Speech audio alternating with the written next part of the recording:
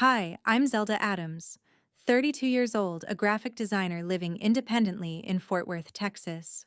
I sat at the family dinner table that evening, fork in hand, as my sister launched into her usual boasts. Look at me. I just got promoted again, handling major accounts at the office. That's real work, not your freelance doodles, she said, smirking across the table.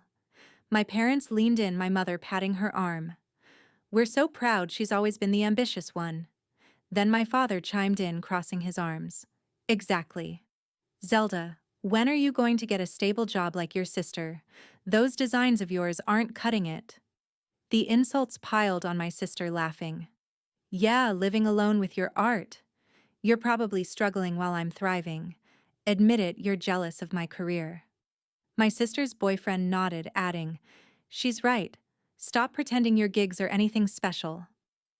Laughter spread from my aunt, uncle, and cousin, echoing their agreement. I felt the sting, but I smiled inwardly. They had no clue I owned this house, a secret inheritance that gave me the upper hand. As they mocked my unstable profession, demanding I step up and learn from her, I discreetly texted my lawyer friend. The room buzzed with their self-congratulations, but I knew the bombshell was coming. Their words cut deep, reminding me of years being overshadowed, but tonight, that ended. Have you ever been underestimated by your own family? Share your story in the comments, and let's talk about standing up for yourself. The secret of that house traced back to my grandmother, Zelda. She was the only one in the family who saw potential in my drawings from a young age. While everyone else dismissed them as childish scribbles, she would sit with me for hours, handing me colored pencils and saying, Zelda, your designs tell stories, don't let anyone dim that spark. Her encouragement pushed me to pursue graphic design in college, where I honed my skills creating logos and layouts that caught professors' eyes. My grandmother had lived in that Fort Worth home for decades, raising my mother there, and it held memories of her own artistic pursuits. She'd been a seamstress with an eye for patterns. As her health declined a few years ago, she confided in me during private visits. The house is worth $450,000, she whispered one afternoon, her hand steady on mine. But I'm leaving it to you, in my will, keep it quiet. Your family would fight over it, and I want you to have security.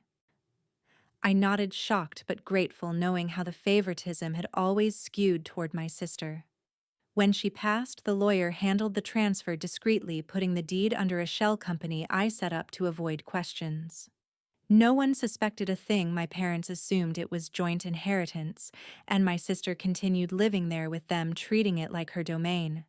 I used part of my savings from early freelance jobs to buy my own modest condo in the suburbs, a two-bedroom place where I could work without interruptions. It was liberating, setting up a home office with my computer and tablets free from the constant comparisons. But the real turning point came when I decided to formalize my career. With the house as hidden collateral if needed, I launched Texas Graphics Hub, my graphic design firm. Starting small, I registered it as an LLC, renting a co-working space downtown for client meetings. The first year was tough, cold calling businesses for branding projects, staying up late, refining websites and marketing materials. But my grandmother's words echoed, design isn't just art, it's strategy.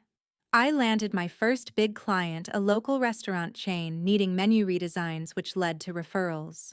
Revenue grew steadily from $5,000 in the first quarter to over $50,000 by year 2. I hired a part-time assistant to handle admin, allowing me to focus on creative work like app, interfaces, and ad campaigns. All the while, I kept the house ownership buried, no mentions during family calls, no slips in conversations. My sister would occasionally complain about maintenance costs over the phone, assuming we'd all chip in eventually, but I stayed silent, letting them believe it was shared. Building Texas Graphics Hub became my anchor. I expanded services to include digital marketing, partnering with photographers for photo edits and animations. One project stood out, redesigning a nonprofit's website, which won a regional award and brought in more contracts. The firm now had a portfolio website showcasing client testimonials, and I even sponsored a local design workshop to mentor young artists, paying forward my grandmother's influence. Financially secure, I invested in better software and attended conferences, networking with industry pros. Yet the secret weighed on me, sometimes knowing the house could be my leverage if the family dynamics ever boiled over. My parents and sister remained oblivious, with her still crashing on the couch there, after work hosting gatherings like it was hers. I visited sporadically, keeping interactions surface level, but tension simmered beneath. As time passed, their calls shifted from casual to probing, hinting at my isolated life and successes they downplayed. Then came the invitation to another dinner, phrased innocently but laced with expectation. Little did they know my independent world was about to collide with theirs in ways they couldn't imagine. I accepted the invitation without much thought, at first figuring it was just another obligatory gathering. But as the days leading up to it unfolded, the undercurrents of resentment from my family became harder to ignore. My sister Alma started with subtle digs during our sporadic phone calls. She'd ring me up out of the blue, her tone laced with sarcasm. "Heard about your latest client win, must be nice having all that free time to chase hobbies, while the rest of us grind at real jobs," she'd say, implying my design work was a fluke.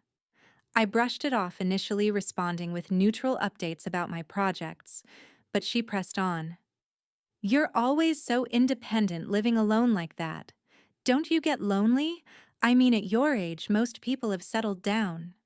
Her words carried that familiar edge of jealousy, especially since she'd been stuck in the same mid-level position for years, complaining about it constantly. Living with our parents gave her a safety net, but it also meant she saw my self-sufficiency as a threat. My father, Zane, would sometimes join the calls, his voice gruff over the speaker. "Your mother and I worry about you out there on your own. It's not natural families should stick together. Your sister's got it right staying close." He'd criticize my choices, indirectly praising Alma's stability, while questioning why I didn't visit more or share more about my finances. It felt like they viewed my independence as rebellion, something to be fixed. My mother Lydia was more passive, but no less involved. During one solo call, she sighed dramatically. "Alma's been helping around the house so much lately. We could use someone like you pitching in too. You're doing well for yourself, why not contribute more?" Her comments often circled back to how my lifestyle seemed selfish, contrasting it with Alma's dedication to the family unit. I sensed the buildup, their collective discomfort with my thriving without them. Alma's boyfriend Floyd amplified it all when he'd grab the phone during group chats. "Hey Zelda, still playing artist? Alma's telling me about her team lead role, real responsibility. You should take notes." His mocking laugh grated, but I stayed composed, knowing their perceptions were skewed.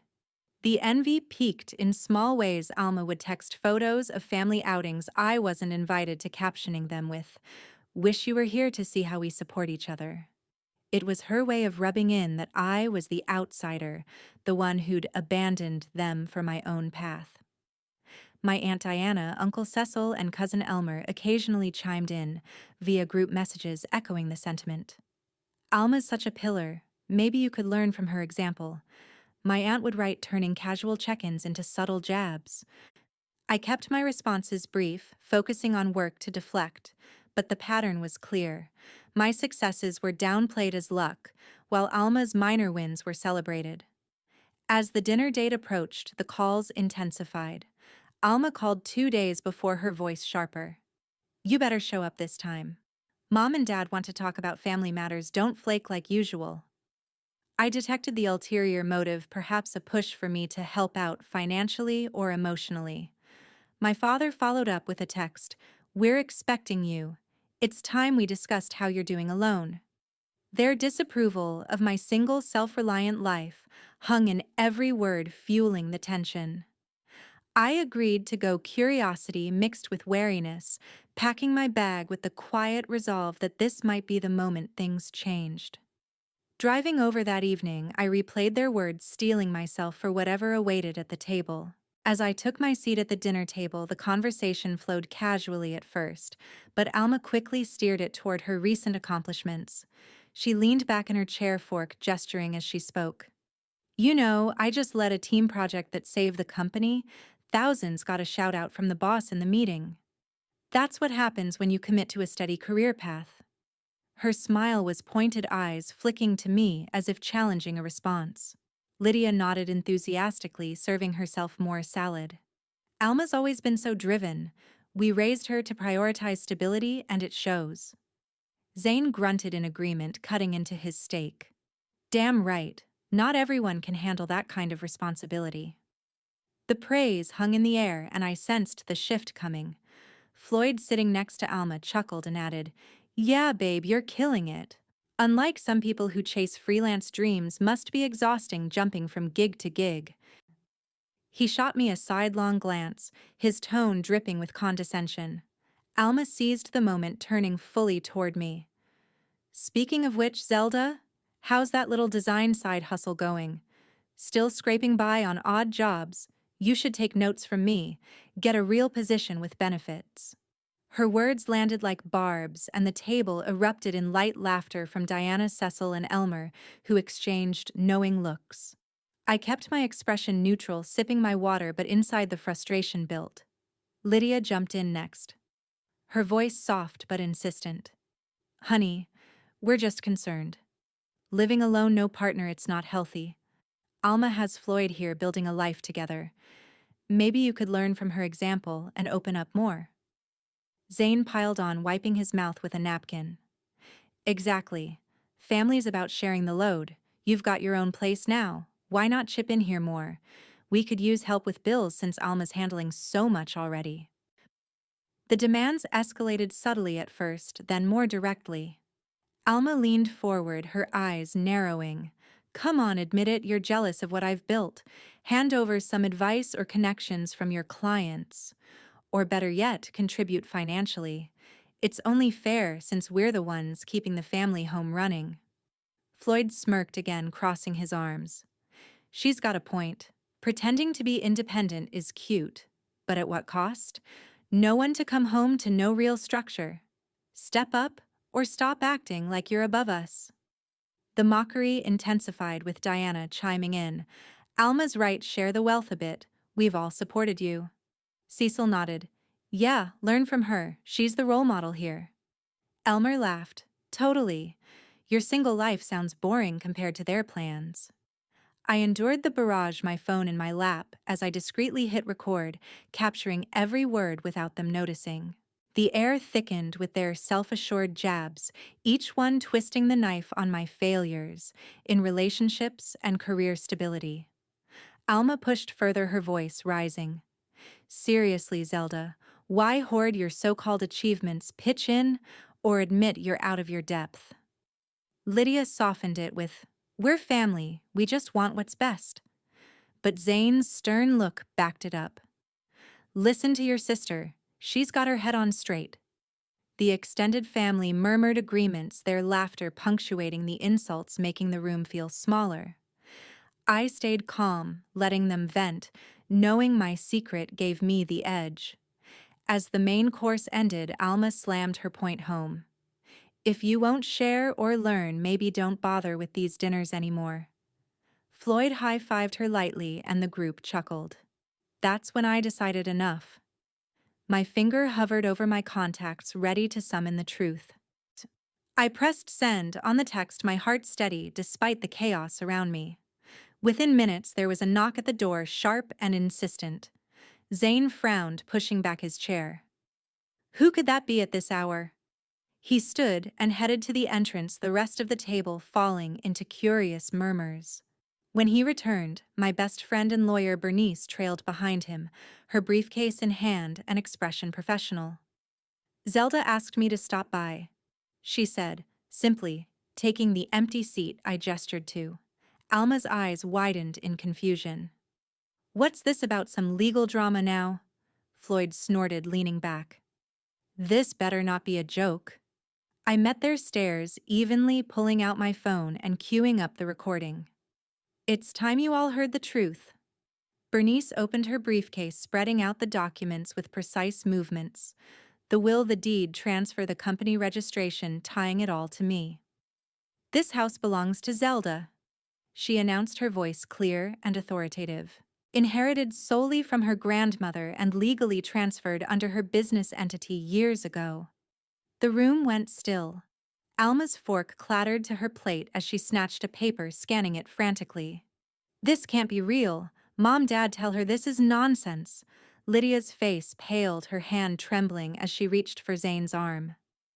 Zelda, what have you done? We thought it was family property. Zane's jaw tightened, his eyes darting between the documents and me. Explain this right now. You've been hiding ownership all this time. Diana gasped, covering her mouth while Cecil muttered, Unbelievable. Elmer just stared wide-eyed. I hit play on the recording, letting their own words fill the silence, the mocks about my career, the demands to share the laughs at my expense. Alma's voice echoed, first sharp and accusing, followed by Floyd's sneers and the family's agreements. As it played, their expressions shifted from confusion to horror. Alma slumped back, whispering, Turn it off. But I let it run, watching the realization sink in. Bernice pointed to key lines in the will. It's ironclad. No joint claims. Zelda has full rights. Floyd tried to interject. This is a setup, you can't just... But Zane cut him off, turning to me with pleading eyes. Daughter, we didn't mean... Let's talk this out as family. Lydia nodded desperately. Please, Zelda, we were just teasing. Don't do anything rash. The begs came fast now. Alma's voice cracking. I didn't know. We can fix this right. Share it properly. Diana chimed in. We're sorry if we hurt you. Family sticks together. Cecil added. Yeah, no need for lawyers. Elmer stammered. Aunt Zelda, come on. But their words rang hollow, the same ones they'd used to belittle me moments ago. I stood, voice firm. No. You've made it clear where I stand. I'm selling the house, effective immediately. Find new arrangements. Gasps rippled through the group. Alma bolted up, tears forming. You can't. This is our home. Where will we go? Floyd gripped her shoulder, glaring at me. This is revenge over some words. Zane's face reddened. Think about what you're doing. We're your blood. Lydia sobbed softly. Please reconsider, we'll change. But I shook my head, signaling Bernice to pack up. The decision's made. Listings start tomorrow. The shock deepened, their pleas turning to accusations. Alma shouted, You're heartless. Floyd muttered threats under his breath. The extended family exchanged panicked glances, the laughter long gone. As Bernice and I headed for the door, the weight lifted off me, the underdog no longer silent, the truth finally out. Walking out that door with Bernice, I felt a surge of clarity, the years of suppressed resentment finally released. The next morning, I wasted no time. I contacted a real estate agent and listed the house for sale, pricing it competitively at $450,000 to move quickly. To ensure the message hit home, I added a subtle note in the online listing: family home with history, ready for new beginnings after recent revelations. It was vague enough to avoid legal issues, but hinted at the scandal knowing word would spread in our tight-knit community. By afternoon, the listing went live on major sites, and I shared it anonymously on local forums, letting the gossip do the rest. Calls started pouring in almost immediately. Alma was the first, her number lighting up my screen repeatedly. I let it go to voicemail at first, listening later to her frantic pleas. Zelda, please pick up. We can talk this out. I'm sorry for everything. Where are we supposed to go? This is our home. Her voice broke into sobs, mentioning how Floyd was furious and packing his things, blaming her for the fallout. I didn't respond, blocking her number after the third message. Zane called next, his tone a mix of anger and desperation. This is insane, Zelda. You're tearing the family apart over one dinner. Reconsider, we'll make changes. Lydia followed her messages, tearful. Honey, think of us.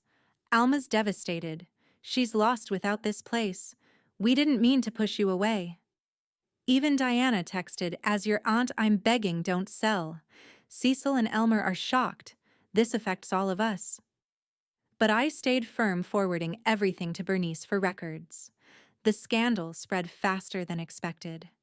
Neighbors whispered about the family revelations. And soon, Alma's workplace caught wind. Rumors of the recording leaked through mutual friends, painting her as the instigator in a toxic dynamic. Within days, she lost her job, her boss citing distractions from personal issues. Floyd bailed, ending their relationship via text, unwilling to deal with the mess. My parents faced isolation too. Old friends distanced themselves after hearing the story, leaving Zane and Lydia to scramble for temporary housing. They tried reaching out through email, but I marked them as spam. Meanwhile, I focused on my life. Texas Graphics Hub flourished without the family drain. I secured a major contract with a tech startup for their branding overhaul, bringing in steady revenue. My condo became a true sanctuary where I hosted small gatherings with actual friends who celebrated my wins. I upgraded my home office, adding ergonomic furniture and high-end monitors to boost productivity. As the house sale progressed, offers came in quickly. I accepted one from a young couple eager for a fresh start. The closing happened smoothly, with Bernice handling the paperwork to ensure no disputes. Alma showed up at the agent's office unannounced, eyes red and pleading. "Zelda, I'll do anything, let us buy it back. I've lost my job, Floyd's gone. This is rock bottom." Zane and Lydia stood behind her, looking defeated. "We're sorry, we see now how we favored her. Give us another chance." But their apologies felt too late, laced with self-pity rather than genuine remorse. I shook my head. "It's done. Move on." Walking away, I felt no guilt, only freedom. The money from the sale padded my savings, allowing me to expand the firm with a new hire for social media graphics. Life moved forward. I joined a design network group, traveled to a conference in Austin, and even started dating casually, unburdened by family expectations. Their attempts to contact me tapered off after I changed my number, the silence a welcome peace. In the end, their loss of everything, the home jobs relationship, served as the ultimate consequence, while I thrived in the independence I'd built. With the house sold and the proceeds safely in my account, I took the final steps to sever all ties. I changed my phone number completely, updating only close friends and clients while leaving the family in the dark. Emails from Zane and Lydia bounced back as undeliverable after I blocked their addresses, and I unfollowed and blocked Alma Floyd, Diana Cecil, and Elmer on all social platforms. Bernice advised on a no-contact order if needed, but their attempts fizzled out quickly once they realized I was unreachable. The silence was profound. No more probing calls, no guilt-tripping texts. For the first time, I breathed freely, my days filled with purpose, rather than dread. Texas Graphics Hub continued to grow. I hired 2 more designers to handle the influx of projects, turning it into a small team operation.